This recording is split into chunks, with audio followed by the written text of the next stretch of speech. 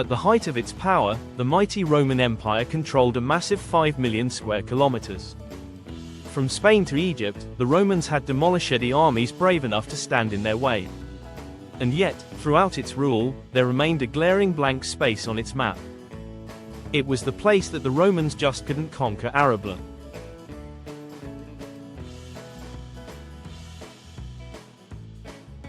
For the Romans, Arabia was the key to an endless supply of lavish riches, silks and spices, gold and silver.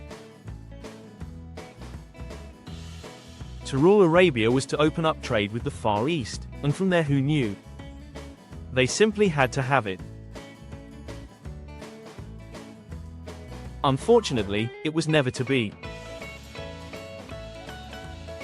Despite several attempts to invade and secure Arabian lands, the Romans could never quite pull it off. They were prevented by a number of factors including climate, geography, poor decision-making, and a steely Arab resistance. When Augustus became the first Roman emperor in 17 BC, he assumed control of a massive empire. Roman rule spread as far west as Spain and down into North Africa, including Egypt. Confidence was sky high and the Romans were hungry for more expansion. Their army was expertly drilled, powerfully armed, and at its peak had 500,000 soldiers. The Roman system was simple: expand the empire by simply rampaging over the top of other civilizations. Then acquire all wealth from the new territories and either recruit or enslave the newly conquered populations. This was a largely successful strategy. However, when the Romans turned their attention towards Arabia, they found it to be a desperately difficult region to take control of. The importance of establishing some kind of rule in Arabia was a result of the burgeoning trade with India and later China. Arabia formed the vital link between Asian civilizations to the east and the Rome-controlled areas of much of Europe to the west. Rome's upper classes had acquired expensive tastes, and when Augustus became emperor, the demand for exotic spices and silks was very much on the rise.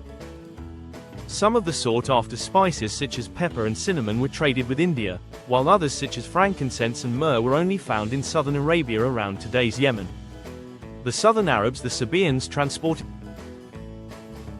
their spices via an inland trail known as the incense route, adjacent to the Red Sea. The incense route wound up to northwest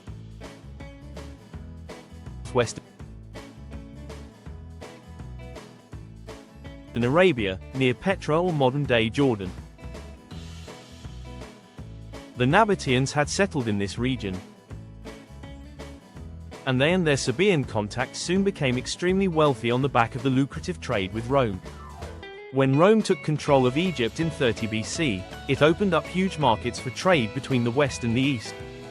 Trade with India and China was now possible via the Red and Arabian Sea routes, while overland routes from China into Central Asia and then Arabia were also starting to take shape.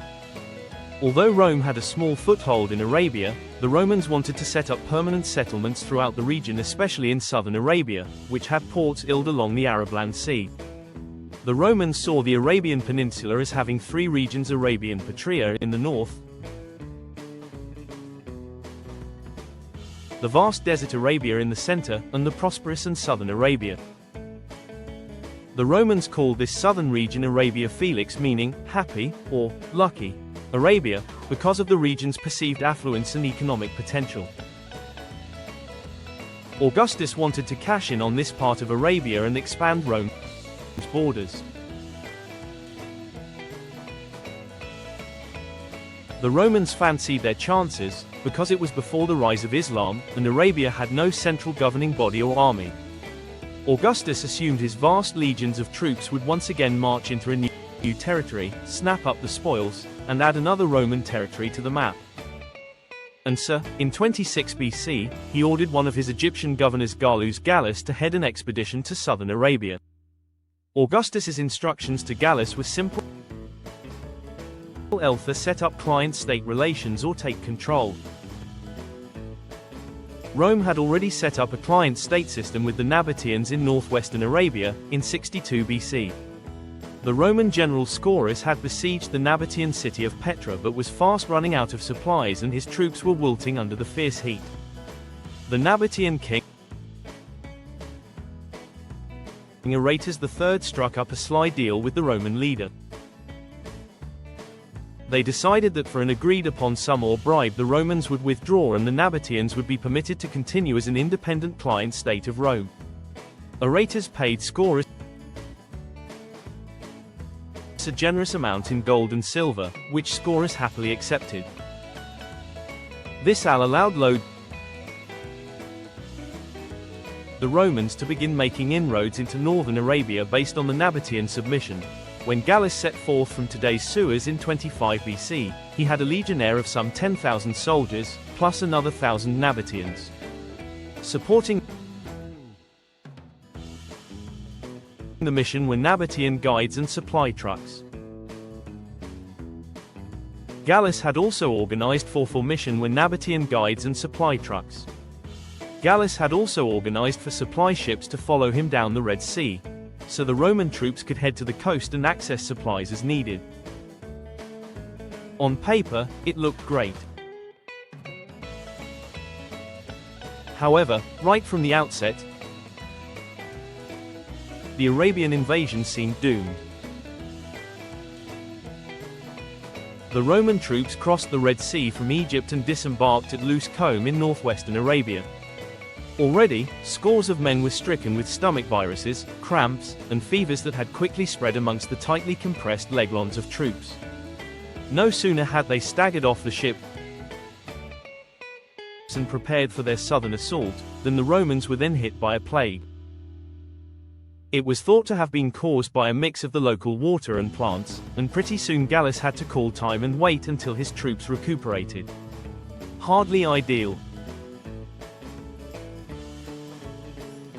When the worst of the plague had ended several weeks later, Gallus rallied his troops and outlined the tactics. The plan was to head south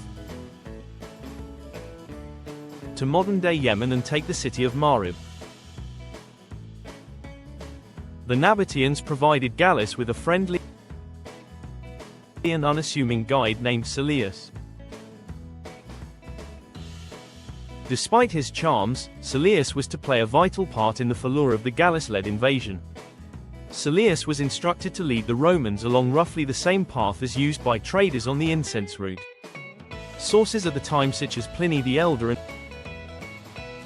and Gallus's friend Strabo had both estimated the trip as needing at least 5 camel stops, which was a considerable trek. The Romans, largely ignorant of the Arabian geography and brutal desert heat, were about to enter hell itself. Instead of taking Gallus and his men directly to the southern tip, Silius marched the Romans into the unforgiving desert region of Arabia, where the Roman soldiers soon began to buckle and wilt. The heat was like nothing the Romans had encountered, and before long, hundreds were dead from heat exhaustion and thirst. Not only were Gallus's men deprived of water, but Silius had taken them away from the coastal supply ships, further exacerbating the situation. Why the deception? The Nabateans were fiercely proud of their independence and,